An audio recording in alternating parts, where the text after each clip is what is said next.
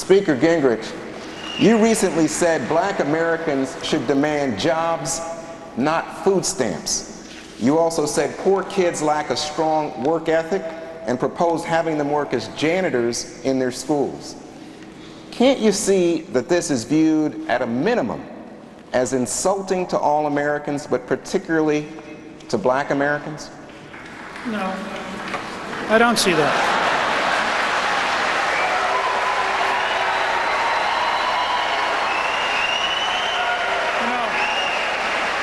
My daughter, Jackie, who's sitting back there, Jackie Cushman, reminded me that her first job was at First Baptist Church in Carrollton, Georgia, doing janitorial work at 13. And she liked earning the money. She liked learning that if you worked, you got paid.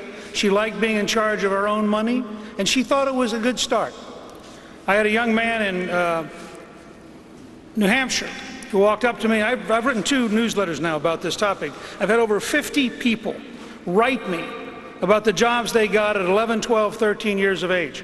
Ran into a young man who started a donut company at 11. He's now 16. He has several restaurants that take his donuts. His father's thrilled that he's 16 because he can now deliver his own donuts. What I tried to say, and I think it's fascinating because Joe Klein reminded me that this started with an article he wrote 20 years ago.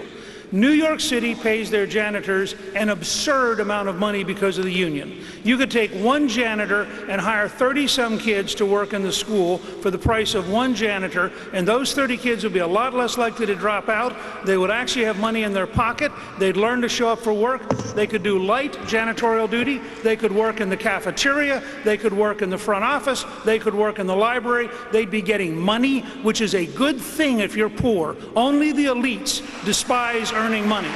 But Governor, Speaker Gingrich, the suggestion that you made was about a lack of work ethic. And I got to tell you, my email account, my Twitter account has been inundated with people of all races who are asking if your comments are not intended to belittle the poor and racial minorities. You saw some of this reaction during your visit to a black church in South Carolina. You saw some of this during your visit to a black church in South Carolina, where a woman asked you why you refer to President Obama as the food stamp president. It sounds as if you are seeking to belittle people. Well, first of all, Juan, the fact is that more people have been put on food stamps by Barack Obama than any president in American history. Now, I know among the politically correct, you're not supposed to use facts that are uncomfortable. Second, you were the one who earlier raised a key point. The area that ought to be I-73 was called by Barack Obama a corridor of shame because of unemployment. Has it improved in 3 years? No. They haven't built the road, they haven't helped the people, they haven't done anything. So,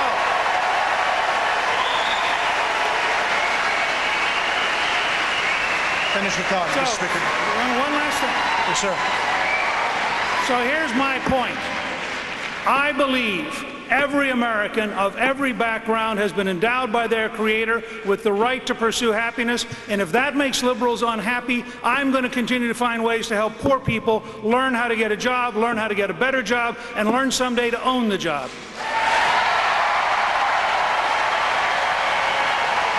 Okay. When we come back, they can't hear me, but I'll talk to you. Foreign policy. Tweet me your questions. @BrettBaer. Include #SCDebate after this break.